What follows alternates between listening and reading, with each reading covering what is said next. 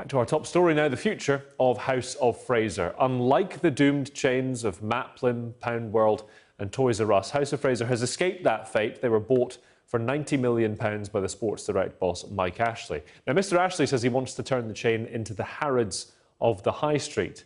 But with the rise of city centre costs, out-of-town shopping centres and perhaps most significantly, online shopping, is his ambition unrealistic? Joining us now is Professor of Forecasting and Innovation, James Woodhusen, and Associate Professor in Economics, Dr Joe Mitchell. Thanks very much indeed for joining us, both of you. Dr Mitchell, if I can start with you. Mike Ashley's goal of making House of Fraser the Harrods of the High Street, is the current climate one where he can make that work? It's very hard to know what he means by that. It's hard also to imagine how that's compatible with, for example, the sort of Sports Direct model of very low wages. We know that, for example, he was using loopholes to pay workers under the minimum wage in certain cases in Sports Direct. It doesn't seem to fit with the idea of a prestigious sort of Harrods type department store. But the question really is the environment, is the retail environment right for another retail store, sort of another version of the retail store? As you've said, these high street shops are really facing problems now from internet retailing, from rising costs in the city centre, from changing consumer tastes, out-of-town parking, out-of-town shopping centres and so on. So we don't know enough yet to really know. James, what are your thoughts on this and whether Mike Ashley is the right man to turn things around? I suppose from previous ventures of his, fans of Newcastle United would say be wary. Well, I think the attempt to personalise the whole thing around Mike Ashley may serve the Labour Party, but doesn't do justice to the deeper issues facing retailers. If you take department stores, they're capital intensive. And that means that you've got to be making big investments all the time. And the question we've got to ask of House of Fraser is, what did it invest in, and was it any good in its investments? If you look at the 19th century department store, it combined plate glass, safety lifts, the mail-order catalogue, the US postal system, the telegraph, the refrigerated railroad car. It put all of those innovations together, along with lighting systems by Edison, and it was a whole new product, a whole new industry 100 years ago. So when Mike Ashley says he wants to revive Harrods but put it on the high street, a Harrods for the high street, I think he's dealing with entirely the wrong century and entirely the wrong issues. Let's not follow him in that. Let's ask, what would make you go into House of Fraser in a hurry? OK, Dr Mitchell, try and answer that question. What would make people go into House of Fraser? And you can extrapolate that to the high street more generally, can't you? That's a good question. What I find hard to understand is what kind of investment really will rejuvenate a traditional high street retailer. I mean, the thing that House of Fraser failed to invest in was online. It's clear that it didn't invest enough in having a decent online retailing presence. But the things just listed are sort of effectively advertising, nice glass, things that make you feel like you want to go into the shop. That doesn't really feel like investment to me. What firms are currently investing in the retail sector is, for example, the Amazon warehouses, where they have sort of trackers on the workers to make sure they can't take breaks, workers having panic attacks and anxiety attacks and so on. So technology and investment is a crucial part of this, but at the moment those kinds of investments are really about holding down workers' pay and conditions and getting the most out of them as a way of holding down prices. James is having a good old laugh at that. James? Well, the idea that technology equals IT, and therefore the whole problem with House of Fraser is Amazon and IT, or that it's business rates that have done it down, or, the difficult winter with lots of rain, although it's now a nicer summer. All of these factors are external to the issue of the retail sector, where low wages are prevalent. Joe's entirely right about that.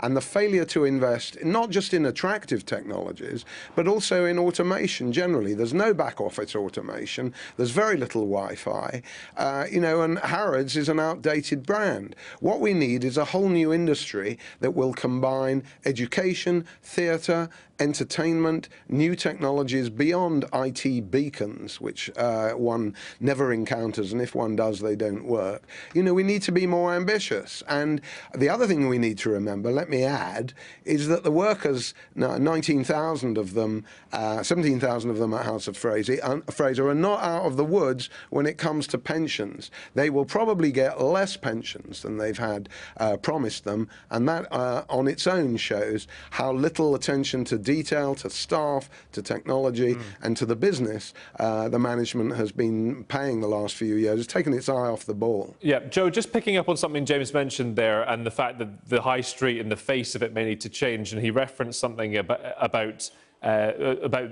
what Philip Hammond also said today, which was that the high street is going to probably change into something that's more leisure, more coffee shops, more restaurants, more community hubs. Do you think that is the direction that the high street is going in, and actually your bread and butter shops might be phased out?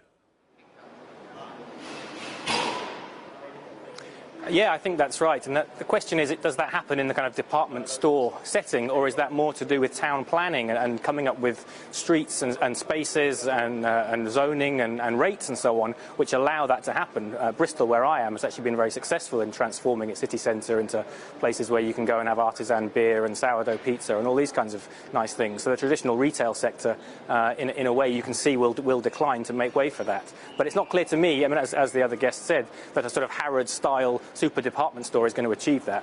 James, you're raising your hand there about artisanal beer and sourdough pizza. Well, I don't think small is beautiful. I think that's far too fashionable. You know, when the department store began its life in the 1890s in America and elsewhere, a bit before in the case of France, it was a wonder to behold. People were blown away. And that, more than another coffee shop, is what we really need to do to capture the imagination. The other thing that retailers need to do, is, you never hear it in a discussion on retailing, is invest in research and development. It's always somebody else's job to research and develop new retail technologies, gondolas, lighting, hygiene, and all of these things. Or it's the responsibility, as Joe was hinting, of town planners to make retailing more attractive. No, House of Fraser has to set the ball rolling and do something entirely different, which will bring the flocks of punters in. That's interesting. Joe, do you agree that perhaps they need more people in-house, big retail operations, to come up with slightly more interesting ideas that James is describing? Well, I think there's a bigger picture here, actually, which we're sort of missing by focusing on what is it the shop has to do to get people in. Obviously, they haven't done that.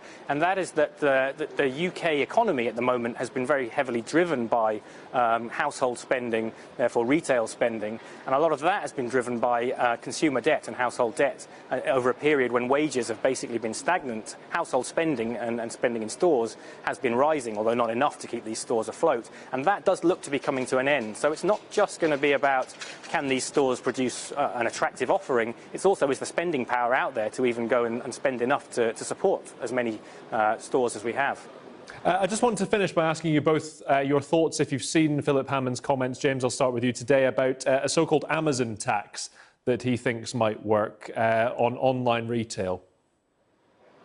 Well, I think it's just ridiculous. You know, for the Tories as for Labour, the solution to any problem is always fiscal, always to do with taxes. And then if you can bash Silicon Valley, in whom they had ridiculously bloated hopes just a few years ago, but now if you can turn around and lambast Jeff Bezos at Amazon, you know, you can win some cheap points for it. No, the responsibility begins with the firm in question, House of Fraser, to make it more attractive and you know, to start a new industry. That's what we need. We've only had cybersecurity as a new industry pretty much the past decade or so. Where are the new sectors? They will generate jobs. They will pay higher wages. And behind that means more investment. OK, Dr. Mitchell, just finally your thoughts on Philip Hammond's floated Amazon tax? I haven't seen the details of the tax yet, so it would depend what he's hoping to achieve with that. As a way of trying to rejuvenate the high street, taxing online retailers seems an odd way to go. And if you're worried, for example, about the conditions of workers in the Amazon warehouses, then I would have thought more direct regulation on their pay and conditions. But as I said, I haven't seen the details of the proposal, so it would depend what he's trying to achieve and how he's doing it. Dr. Mitchell, James, thank you very much indeed for your time, both of you.